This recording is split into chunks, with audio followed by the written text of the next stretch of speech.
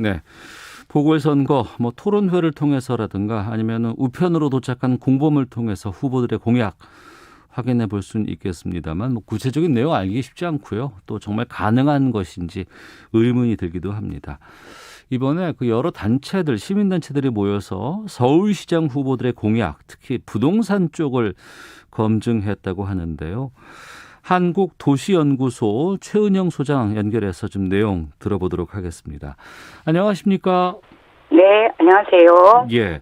50여 개 단체가 모여서 집 걱정 없는 서울 만들기 선거 네트워크를 구성을 했고 부동산 공약 검증했다고 들었습니다. 먼저 어떻게 만들어지게 된 건지부터 좀 말씀 듣겠습니다.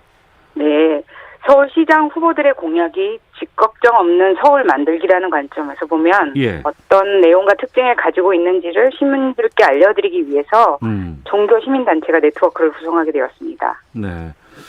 집 걱정 없는 서울 만들 수 있을까? 과연 그럴 수 있을까 궁금하기도 한데 서울시장 후보가 여야 단일 후보 나왔다고는 합니다만 그 외에도 다른 군소정당의 후보들도 많잖아요. 다 이 공약을 확인한 겁니까? 다 확인하지는 못했고요. 예. 3월 26일까지 종합적인 주거 공약을 발표한 경우를 한정해서 5명에 대해서 분석하였습니다. 네, 그 분석은 어떤 기준으로 분석하고 어떤 평가가 좀 나올 수 있을까요? 네, 집 걱정 없는 서울은 당장은 아니어도 우리가 꼭 만들어가야 되는 미래라고 생각을 하는데요. 그것과 관련해서 2대 요구가 있습니다. 집값 안정과 자산 불평등 완화. 그리고 또 다른 하나는 세입자 보호 강화와 공공임대주택 공급 확대거든요.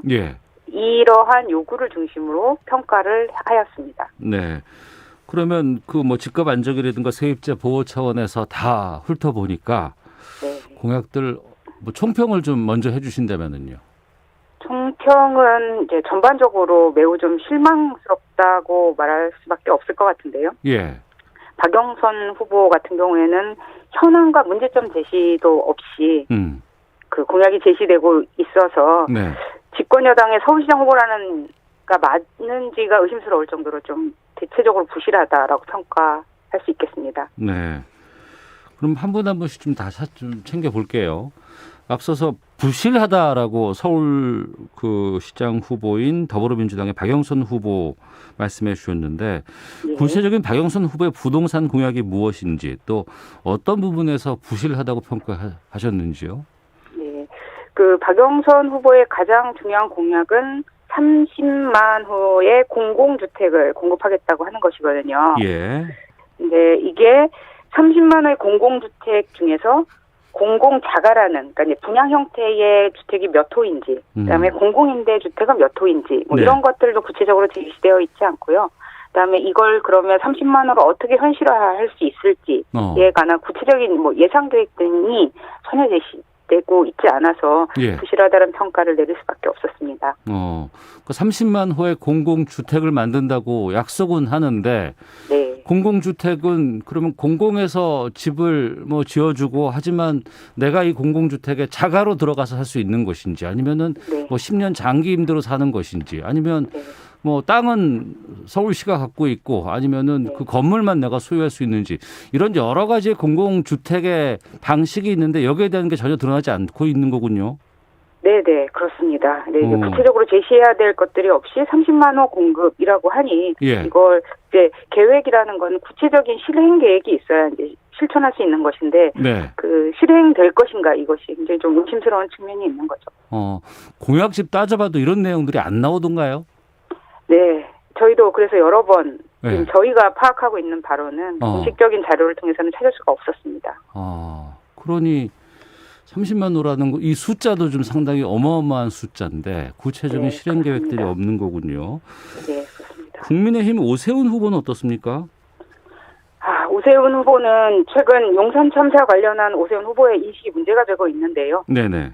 공약에도 용산 참사에 대한 성찰이 전혀 담겨 있지 않고 그래서 오세훈 후보 같은 경우는 총평을 말씀을 드리자면 과거 회기라고 말씀을 드릴 수밖에 없을 것 같습니다. 그러니까 시험으로 치자면 이미 재시험을 치르고 계신데 정답이 아니라는 채점 결과를 받았는데 다시 똑같은 대답을 제시하는 거죠. 네. 재개발 재건축 규제 완화, 그다음에 뉴타운 재지정. 네. 특히나 뉴타운 재지정은 매우 심각한 문제라고 저희들이 보고 있는데요. 네. 주민들이 원해서 해제하신 거거든요. 개발하지 않겠다고. 예. 근데 그것들을 재지정하겠다고 하는 것은 굉장히 좀 무리한 공약이라고 저희들은 평가하고 있습니다.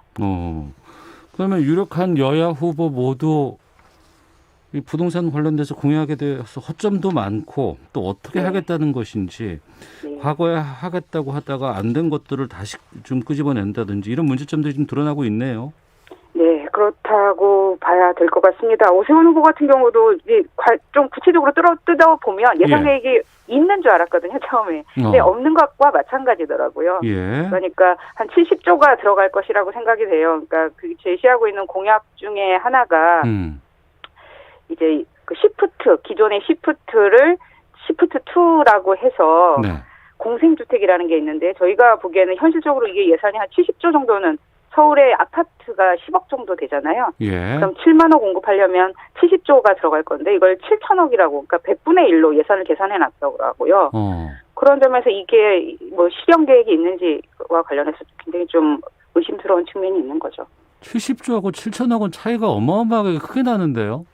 네, 이것도 저희도 믿을 수가 없는데 그 공식적인 5대 공약이라는 것이 제시되어 있거든요. 선관위 홈페이지에 보면. 네. 거기에 보면 계산은 7조라고 했는데 네. 7천억이라고 예산 계획을 또 세웠더라고요. 그 한 페이지 안에서도 왔다 갔다 하는 것이고 그다음에 서울에 1억을 가지고 집을 공급할 수는 없죠. 특히 60제곱미터짜리 아파트라면. 예. 오타도 많고 또 같은 내용 안에서 뭔가 네, 너무 좀 일관성도 좀 없고 답답한 상황입니다. 네, 이게 공당의 후보들의 공약이 맞는지 의심스러울 정도로 네. 부실하고 그다음에 이게 앞뒤도 안 맞고 네. 문제들이 있습니다.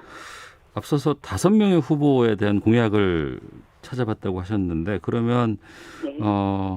박영선 후보, 오세훈 후보 외에 보니까 기본소득당의 신지혜 후보, 진보당 송명숙 후보, 무소속 신지예 후보 이런 소수정당 후보들의 공약도 점검을 하셨다고 들었습니다. 여기에 대해서 좀 평가해 주시죠. 네, 집값 불안의 원인이 될 수 있는 재개발 재건축 규제 완화를 소정당 후보들은 제시하고 있지 않습니다. 네. 양당 후보들과 달리 그런 점에서 차별성이 있고요. 예. 그리고 공공임대주택 확대 그리고 주거 세입자 보호라는 측면에서는 차별성 있는 정책들을 제시하고 있습니다. 예.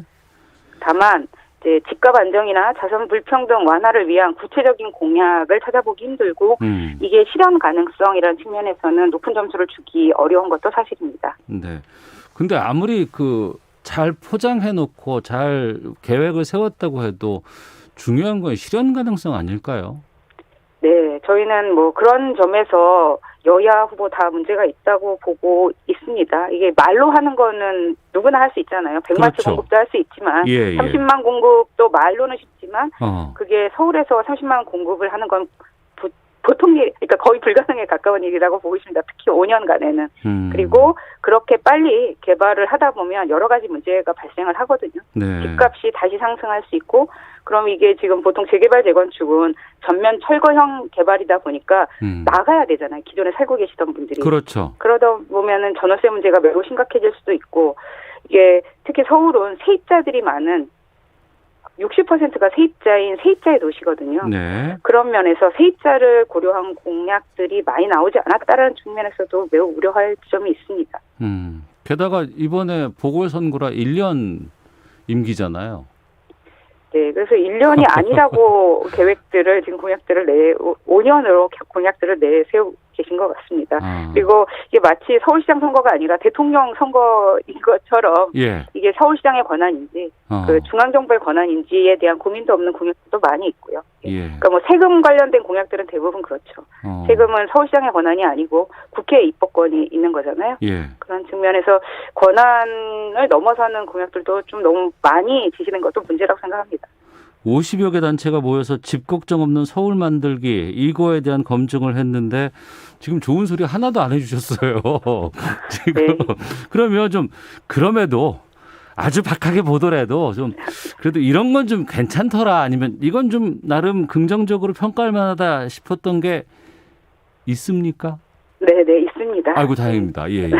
박영선 후보 같은 경우에는 공공자가라는 방식을 세우면서 반값 아파트로 평당 1,000만 원으로 네. 공급하겠다는 공약이 있는데요. 네. 이게 그러니까 임대와 자가 사이라고 보시면 될 것 같은데요. 네. 뭐 시범 사업으로 한정은 있지만 우리 사회의 미래에 가야 할 방향이라는 생각 점에서 좀 긍정적인 측면이 있고요. 예. 그다음에 오세훈 후보 같은 경우에는 청년에 대한 주거비 지원을 확대한다고 하고 있습니다. 네. 지금 이미 서울시는 5,000명에 대해서는 연간 5,000명에 대해서 지원하고 있는데 이걸 10배 수준 5만 명 수준으로 늘리겠다고 하고 있는데요. 네. 서울에는 월세 가구들이 많이 있어서 주거비 지원이 필요한 상황입니다. 그런 점에서는 좋은 정책이라고 생각을 하는데 다른 계층과의 형평성, 네. 이 주거비 지원이 청년만 필요한 건 아니지 않습니까? 그런 것 측면에서 좀 보완이 필요하다는 생각을 하고 있습니다. 예. 그럼 그 긍정적인 측면에서 말씀해 주신 부분들 있지 않습니까? 네. 이거는 그러면 서울시장의 권한 내에서는 할 수 있는 걸로 좀 보여집니까?